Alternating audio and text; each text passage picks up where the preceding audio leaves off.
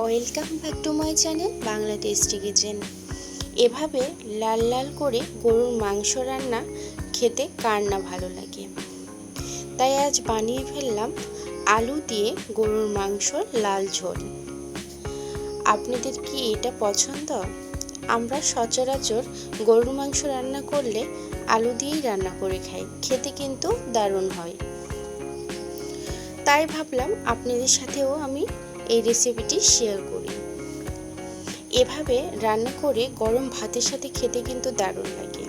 আপনারা অবশ্যই এই রেসিপিটি ফলো করে অবশ্যই বাসায় এভাবে একবার বানিয়ে দেখুন, খেতে দারুণ লাগবে।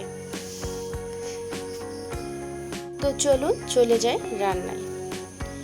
প্রথমে আমি চুলায় একটা প্যান বসিয়ে দিলাম এবং প্যানে কেটে রাখা গরুর মাংসগুলো দিয়ে দিলাম। এবারে আমি একটু বড় সাইজ করে কেটে রাখা আলু দিয়ে দিচ্ছি। আলুটা আমি পরিমাণে একটু বেশি দিয়েছি, কেননা আমার পরিবারের সবাই এই গরুর মাংসর সাথে আলু খেতে বেশ পছন্দ করে। এবারে আমি এখানে 6 থেকে 7টা পেঁয়াজ গোল করে কেটে নিয়েছি এবং সেটা দিয়ে দিলাম। 4 থেকে 5টা গোটা রসুন ও 2টা তেজপাতা, আদা বাটা, রসুন বাটা। এবারে দিয়ে দিচ্ছি লাল মরিচের গুঁড়া 2 টেবিল চামচ এবং হলুদ গুঁড়া 1 টেবিল চামচ। দিয়ে দিচ্ছি স্বাদ মতো লবণ।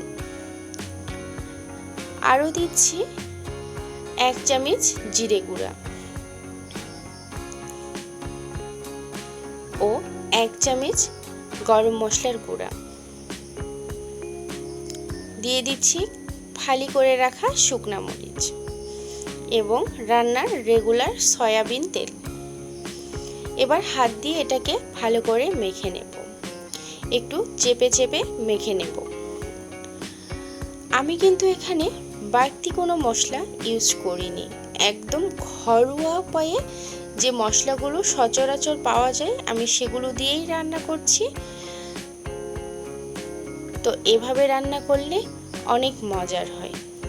এবারে আমার মাখানো হয়ে গিয়েছে। এবারে আমি এখানে পানি দিয়ে দিচ্ছি। এবারে এটাকে ঢাকনা দিয়ে ঢেকে রান্না করে নেব 20 থেকে 25 মিনিট এবং মাঝে মাঝে একটু ঢাকনা খুলে নাড়িয়ে চাড়িয়ে নেব। আবার ঢাকনা দিয়ে ঢেকে আবার রান্না করব 20 থেকে 25 মিনিট। দেখুন ঝোলটা কিন্তু শুকিয়ে এসেছে, কালারটা কিন্তু দারুণ হয়েছে। এভাবে আলতো করে নাড়িয়ে চাড়িয়ে রান্না করে নেব কিছুক্ষণ। মাংসটা কিন্তু ভালো করে সেদ্ধ হতে হবে। এই পর্যায়ে চুলার আঁচ একদম মিডিয়ামে দিয়ে আপনারা রান্না করে নেবেন। চুলার আঁচ মিডিয়ামে দিয়ে রান্না করলে মাংসটা সেদ্ধ ভালো হয় এবং মাংসের ভিতরে রসটা ভালো ঢোকে। আমি যেহেতু মিডিয়াম আঁচে রান্না করেছি তাই মাংসটা আমার সেদ্ধ হয়ে গিয়েছে। এখানে আমি ঝোল অ্যাড করে নিচ্ছি। এবার এটাকে আমি কিছুক্ষণ রান্না করে নেব। ঢাকনা দিয়ে ঢেকে দিচ্ছি।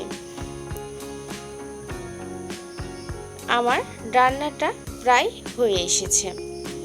এবার এখানে আমি জিরে গুঁড়া দিয়ে দিচ্ছি।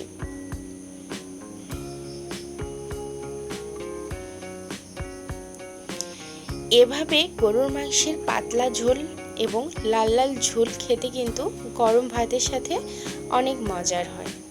আপনারা অবশ্যই একবার বাসায় ট্রাই করে দেখবেন এবং খাবেন। এটা খেতে অনেক ভালো লাগে এবং পরিবারের সবাই এটাকে চেটেপুটে খেয়ে নেবে। তো চলুন আপনাদের এটাকে সার্ভ করে দেখাই।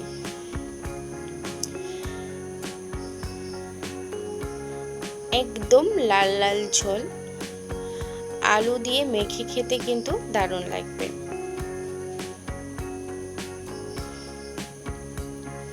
তো কেমন লাগলো আমার এই রেসিপিটি? আশা করি ভালো লেগেছে। ভালো লেগে থাকলে অবশ্যই লাইক, কমেন্ট, শেয়ার করবেন আর সাবস্ক্রাইব করতে ভুলবেন না।